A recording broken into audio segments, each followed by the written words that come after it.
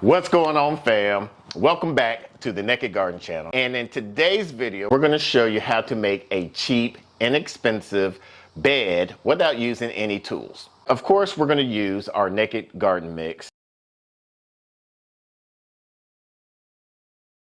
We add some different types of amendments, but we haven't added any of that yet. We're going to add that later on. It is time for the fall season, and we're trying to get as many beds as possible. We have a lot of starts that we need to transplant. They already been hardened off. Some of them we have to throw away and restart.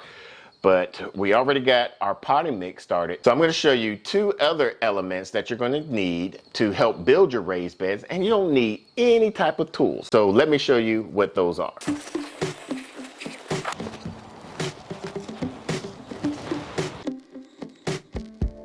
So you could get these little paver blocks at the big box stores. We grabbed 8 of these because we're going to do 2 beds. And you're just basically, these are about 6 inches. Now, if you want to do like root crops or something like that, you could do 2 stacks on top of here and use like either a 2x8, 2x12 to give up the height difference, because with root crops, you want to make sure you have enough depth for that. Now, when you add much depth to your bed, you're going to have to fill in a lot more soil. Since we're just going to be doing alliums here, we're going to be doing garlics and onions. We're just going with a 2x6, just a 1 tier. So I'm going to show you how to quickly set these up. So as you can see, these are 2x6s that we cut at a 2-foot length.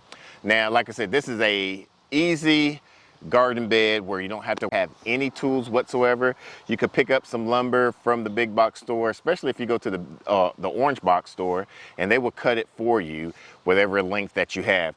We're just going with a simple 2x6 length, so we just got 2x8 and just cut 2 feet off, and then we'll have a 6-inch sides.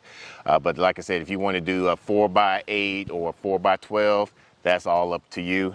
These are the blocks that you can use it for.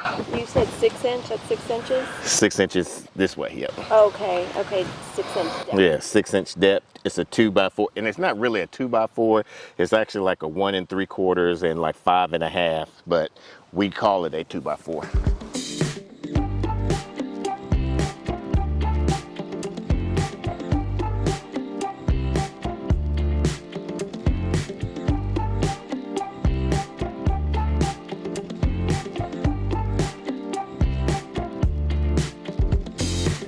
Now this next step is totally optional.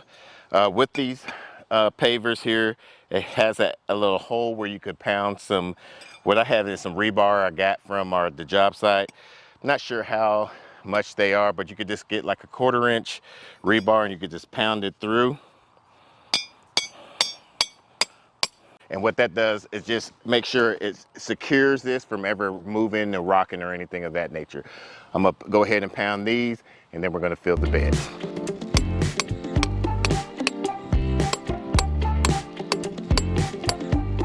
So we've been way behind on our fall garden. A little bit is because it's still been kind of real hot out here. We've already got our transplants hardened off. So now we just got to get some extra rooms for our plants to get on here.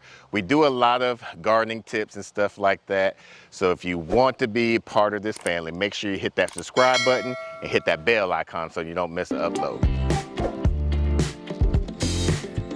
So I got 2 cubic feet of peat moss. Then I got 2 cubic feet of garden soil. 2 cubic feet of black cow or cow manure or anything of that nature you can use. And that's enough for this particular size of a 2x6 by 6 inches bed, as you can see. And what I did as well is I had a 5-gallon bucket with some water in there. That way our soil could be already moist, because with the sun out here, it's still being kind of hot. It helps take out some of the air pockets and helps the soil already be adapted for when you water your transplants in here. the soil will be able to take up that moisture. Soil is basically almost like a sponge, so you don't want to water it so much where you have to just keep on watering. This was a very inexpensive setup. All in all, you can do this for about 40 bucks, maybe under 50 bucks, depending on what type of lumber that you use. We use pressure treated. I know there's a lot of people going to be like, oh, you shouldn't use pressure treated, but we've been using pressure treated and nothing's been wrong with us so far. But all we have to do now is just put our garlic and our onions in these beds, and that's a wrap. And we'll be able to start harvesting these roughly around June, July timeframe.